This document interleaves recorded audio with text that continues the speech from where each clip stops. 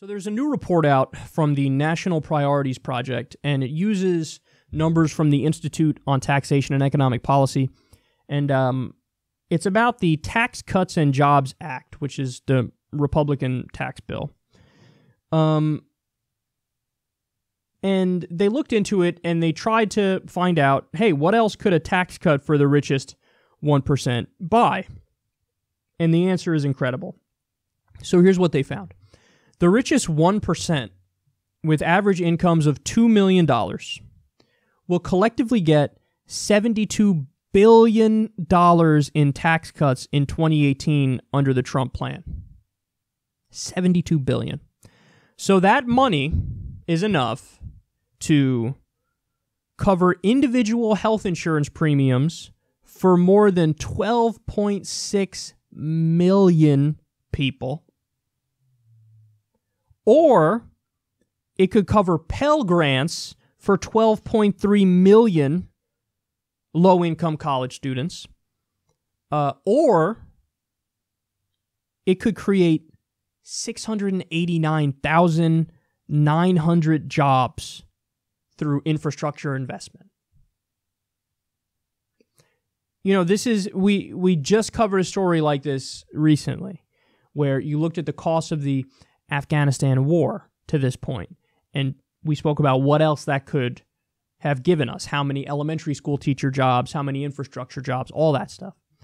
And it really is amazing how we find out time and time again that oftentimes, even with just, like, for example, the increase in the military budget, so not the total military budget, just the increase in military spending, that enough would be enough to fund free college.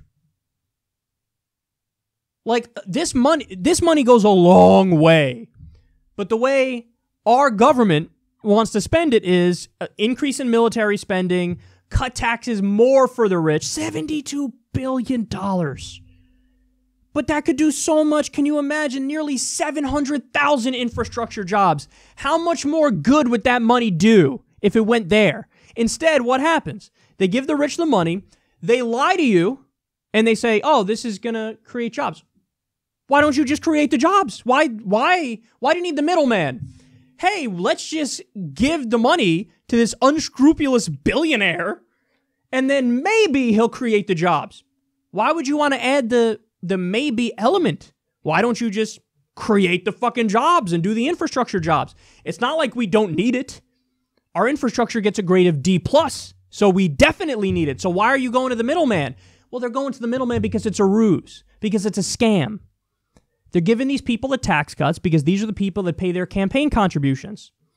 So even though we know that trickle-down economics, tax cuts for the rich, and deregulation, it doesn't create jobs, even though we know that as a matter of historical fact, they make that bullshit argument because they're pretending. It's the only argument they can make to try to justify and rationalize giving this much more money to rich people while regular people get screwed over.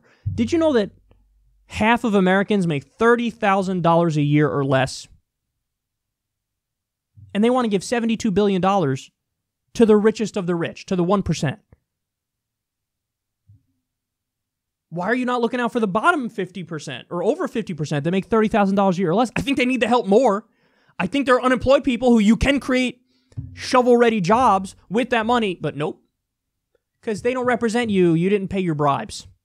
You didn't pay your campaign contributions. Therefore, they're going to represent the rich, and they're going to lie to you every step of the way and act like, no, this is what's best for you.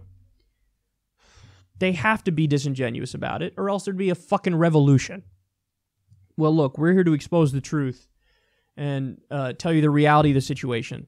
So this is why you should vote for Justice Democrats. This is why you should get involved in the system however you deem necessary. And this is why we need to beat these guys.